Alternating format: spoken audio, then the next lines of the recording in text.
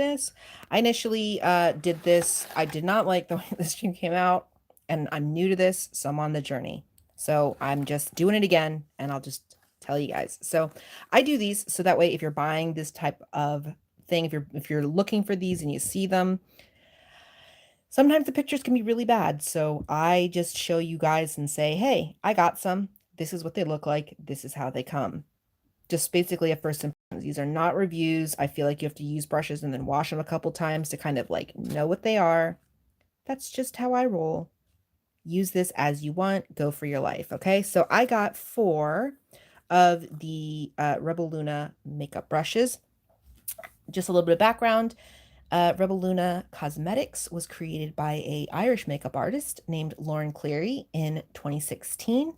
They have natural hair and vegan.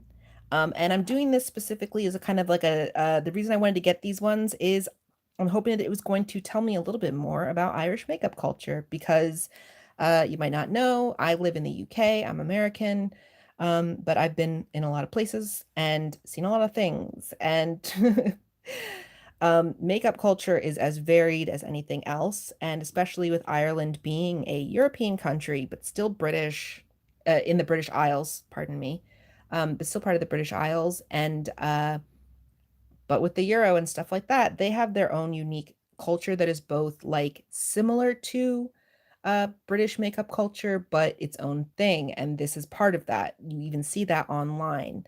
So if you're going around there, you might find websites that are English and say that they're in Ireland and everything like that, and then this can give you a bit of a taste. In terms of like the style of it, it's very like J-Lo glow, uh more like Europe, like white people. Do you know what I'm saying in terms of the style of how they do it? So, there is some overlap.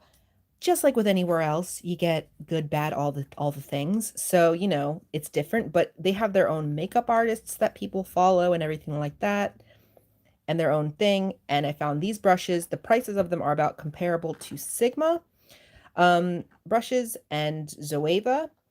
And I wanted to see what they were like and whether or not they were like worth it or anything like that. If you are interested in this brand, after this stream, I'm going to link down below when I put this public. I'm going to put a link down to the website I got it from, and then the actual website of the brand, because the brand itself is having like the whole entire set, all 21 of their major of this, and all of these 4 would be included for I think like 139 euro.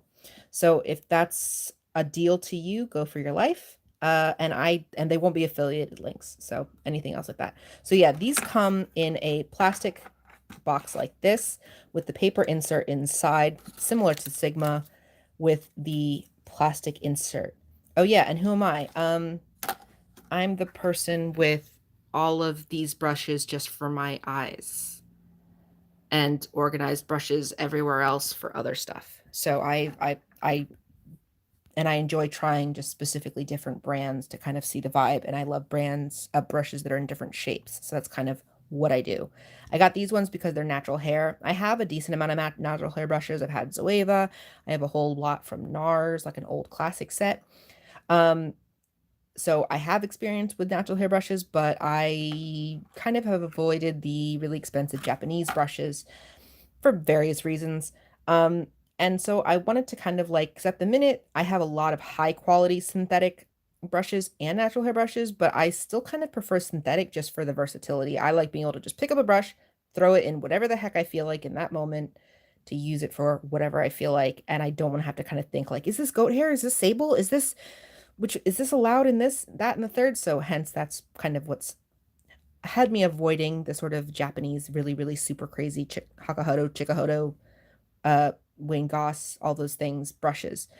But I kind of wanted to see of like if I get something of a slightly higher quality, because Zoeva, I started off liking Zoeva. I don't really like Zoeva anymore. They have the odd brush that is fantastic, but overall there's such an inconsistency in their hair quality and their and sort of like how they perform and how and the quality of the hair over time.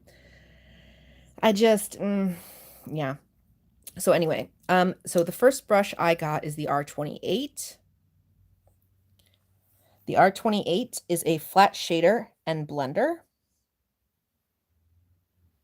And this is supposed to be a high quality goat hair. And it is very soft and it's like a flat brush. You know, this was the kind of brush that I think for a lot of people, they said it was like an all over multitasker. I can see that, you know, but in terms of multitasker, it's not if you're doing any kind of crazy colors the way I am. This is a much more of a soft, more diffused style. And so then this is the R21, the small round top blender.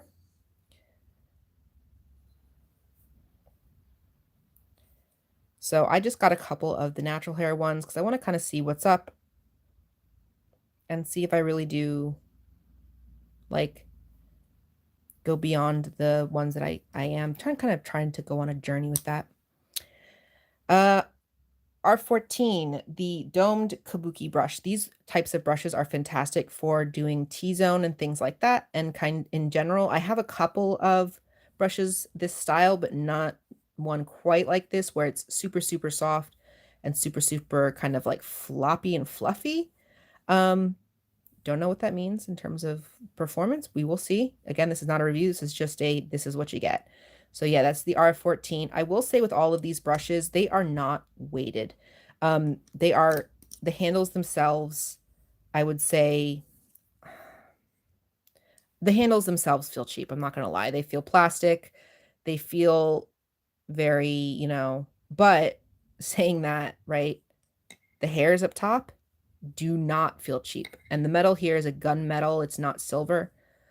The tops here do not feel cheap whatsoever. They actually feel very, very high quality. So take from that what you will. You know what I mean? It could be that they just sacrificed down here for the quality up here. You know what I'm saying? Right. Final one. This is the come on. R26. There we go. This is the R26. This is the Pointed Detailer. This is a sable hair brush. I got this one to see if like with usage, if it was comparable to the Esom W35. The W35 and the W36 from Esom, the W35 is $62 and the W36 is $42. Okay, that's ridiculous to me. I don't care, like for a brush that is a detailer.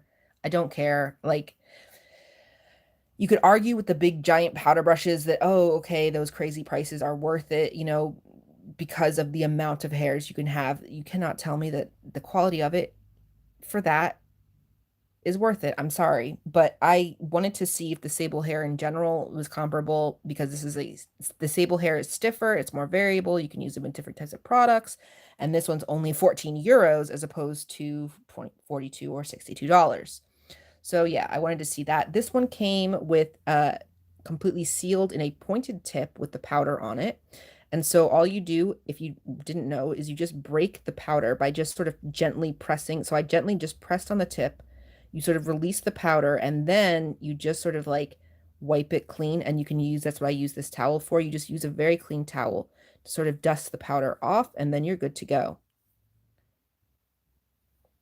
So yeah, and sable hair can be used with liquid or powders. So yeah, that's the 4 Rebeluna brushes I got. If you guys like this kind of thing, you want to join me for more just really random unboxings of brushes or other products, I've got a couple of other things coming in the works that I'm hopefully working on. If you want to join me on this journey while I start this off, I'd love to have you. Like, subscribe, all the things, okay? I hope this was helpful. Please let me know. I'd love that. And hopefully I will see you soon. Bye.